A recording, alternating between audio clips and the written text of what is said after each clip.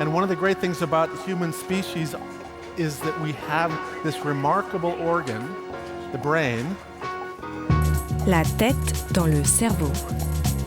Biologie, cervelle, synapses, neurosciences, physique. The human brain really is the most unique gift of our species. Avec Christophe Rodeau. Prendre des notes à la main ne serait pas forcément mieux que d'utiliser un ordinateur.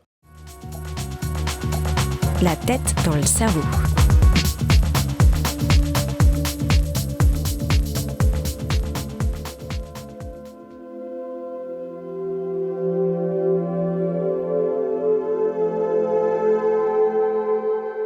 L'utilisation d'ordinateurs portables, notamment en classe, est source de débats. Alors que certains professeurs pensent que les ordinateurs sont des distractions qui nuisent à l'apprentissage, à l'inverse, les étudiants déclarent souvent que les ordinateurs portables en classe sont bénéfiques et que même s'ils peuvent constituer une distraction, les avantages l'emportent sur les coûts éventuels.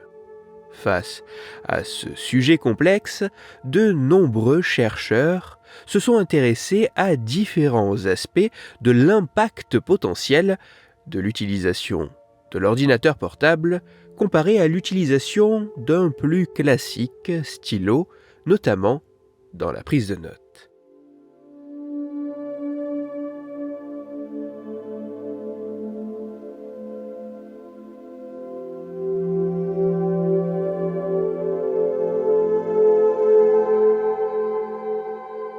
Afin de tenter d'identifier si la prise de notes, à l'aide d'un ordinateur portable par rapport à la prise de notes à main levée, pouvait avoir un impact sur l'encodage des informations en mémoire, des chercheurs états-uniens ont réalisé une étude scientifique publiée en 2014. Lors de ces travaux, les chercheurs ont mené différentes expériences dont la première consistait, dans les grandes lignes, à faire regarder une courte conférence à une soixantaine de participants afin qu'ils prennent des notes, soit avec un ordinateur portable, soit avec un stylo et du papier. Puis, après avoir effectué une tâche de distraction, les volontaires devaient répondre, sans leurs notes, à un questionnaire sur le contenu de la conférence qu'ils avaient vue. Les résultats montrent plusieurs éléments intéressants. Tout d'abord, en observant le contenu des notes, les scientifiques ont mesuré qu'en moyenne, les notes prises sur ordinateur contiennent plus de mots que celles prises sur papier, mais que dans le même temps, ces notes sur ordinateur sont plus mot à mot par rapport au discours du conférencier que ce que peuvent l'être les notes manuscrites. Ensuite, concernant les résultats au test de connaissances sur le contenu des conférences suivies, les résultats montrent que lorsque les questions portent sur les faits présentés dans la conférence, il n'y a pas de différence significative entre les individus ayant pris leurs notes sur des supports différents. Par contre, lorsque les questions portent sur les concepts évoqués dans la conférence, là, il apparaît que prendre des notes manuscrites permet de répondre significativement mieux comparé aux individus ayant pris des notes avec un ordinateur portable. Ainsi, il semble apparaître que la prise de notes manuscrite offre un avantage assez spécifique par rapport à la prise de notes via un ordinateur portable. Toutefois, attention avant d'en tirer de grandes conclusions, car la situation est un peu plus complexe.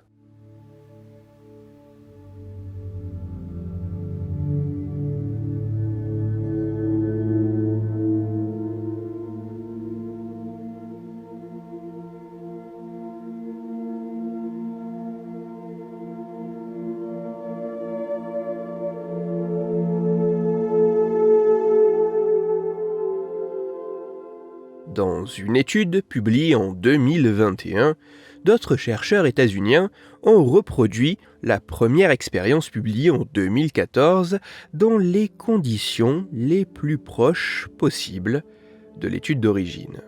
En faisant passer l'expérience à un peu plus de 140 participants, les scientifiques ont également pu retrouver qu'en moyenne, les notes prises sur ordinateur contiennent plus de mots, mais sont aussi plus mot à mot que celles prises à main levée. Toutefois, pour ce qui est des différences au test d'évaluation des apprentissages, peu importe le type de connaissance, factuelle ou conceptuelle, cette nouvelle expérience ne montre aucune différence significative entre les performances des participants ayant pris des notes sur ordinateur ou sur papier. Lorsque les études originelles et les études de réplication donnent des résultats différents, il existe 3 interprétations possibles. Premièrement, il y a un problème avec l'étude de réplication. Deuxièmement, il y a un problème avec la recherche originelle. Et troisièmement, le phénomène étudié n'est pas durable ou universel. En réalité, dans ce cas précis, les 3 interprétations peuvent s'appliquer, car il semble que l'étude de réplication ait été faite dans des conditions qui auraient pu être plus optimales. De même, dans l'étude d'origine, le nombre de participants était assez faible, et les différences observées sont statistiquement minces, voire par certains aspects assez discutables. Et dans les 2 études, les préférences initiales des participants pour le type de prise de notes auraient pu être bien davantage prises en compte, car cet élément apparaît comme vraisemblablement assez important dans l'analyse durable ou universelle de ce phénomène. Toutefois, dans l'ensemble, l'existence d'autres études avant même celle de 2021, ayant tenté de retrouver les résultats initiaux de l'étude de 2014 sans y être parvenus, tendent à remettre grandement en perspective l'idée que la prise de notes manuscrite apporterait une supériorité par rapport à la prise de notes avec un ordinateur.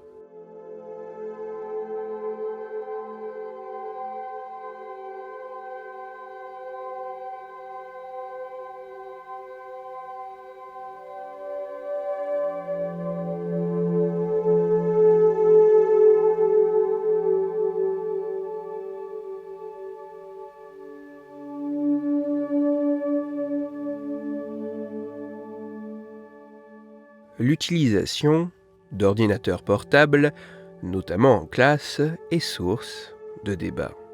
Alors que des travaux scientifiques semblent montrer que la prise de notes manuscrite pourrait apporter un avantage sur certaines performances bien spécifiques, d'autres études, au contraire, viennent assez largement nuancer cela en démontrant qu'il n'y aurait pas de différence significative entre prise de notes manuscrite ou numérique. Pour autant, il n'est pas possible de conclure catégoriquement et de manière universelle que l'utilisation de l'ordinateur portable présente un avantage, un désavantage ou une neutralité concernant les apprentissages par rapport à l'utilisation d'un support papier.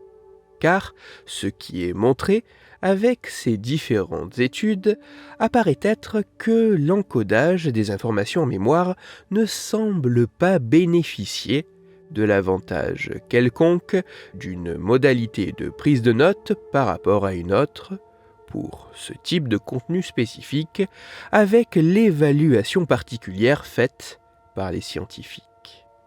La question de l'utilisation et de l'apport du numérique est un sujet complexe où les réponses le sont tout autant et dépendent grandement de ce qui est étudié et mesuré par les chercheurs.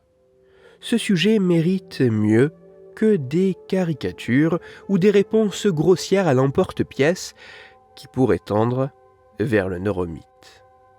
Le numérique n'apparaît pas comme intrinsèquement mauvais, et il semble que pour certains types de tâches, dans des contextes spécifiques, d'intéressantes utilisations puissent en être faites.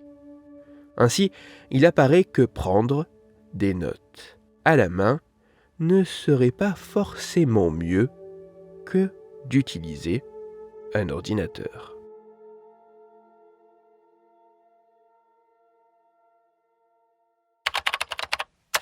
La réplication d'études publiées par d'autres chercheurs dans d'autres laboratoires est un élément fondamental dans la méthode scientifique. Malheureusement, l'existence d'un effet de biais de publication entraînant souvent la non-publication des résultats négatifs peut tendre à rendre plus difficile la correcte représentation et les connaissances les plus précises autour d'un sujet. Toutes les références scientifiques m'ayant servi à écrire cette chronique se trouveront sur mon site Cerveau en argot. Vous y retrouverez notamment les articles scientifiques dont j'ai parlé afin d'en découvrir toute la complexité et la subtilité. Afin d'approfondir la chronique d'aujourd'hui, je vous renvoie vers un article disponible gratuitement sur Internet, mais en anglais. Cet article a pour titre « Taking lecture notes on a laptop might not be that bad after all ». Il est écrit par Emma Young et il est à lire sur le site de la Société psychologique britannique digest.pbs.org.uk. Dans cette chronique, il a été question d'un sujet fortement débattu et assez controversé. C'est pour cela que je vous renvoie à l'épisode numéro 98 de La tête dans le cerveau. Dans cet épisode, vous découvrirez ou redécouvrirez que la science est un processus long, complexe et parfois tortueux, mais que, contrairement à ce que certains peuvent penser, il semblerait qu'à tout âge, notre cerveau soit capable de créer de nouveaux neurones. Pour parler apprentissage et numérique ou afin de discuter science et cerveau, vous pouvez me retrouver sur Twitter, @Christophe_Rodo, R-O-D-O, sur la page Facebook de La tête dans le cerveau et sur mon blog Cerveau en argot.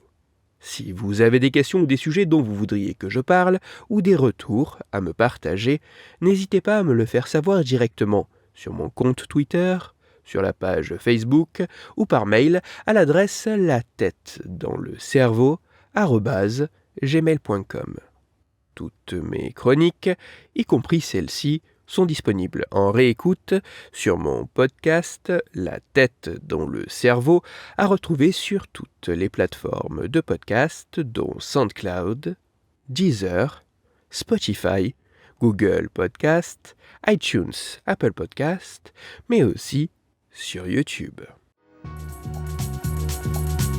Christophe Rodo. La tête dans le cerveau.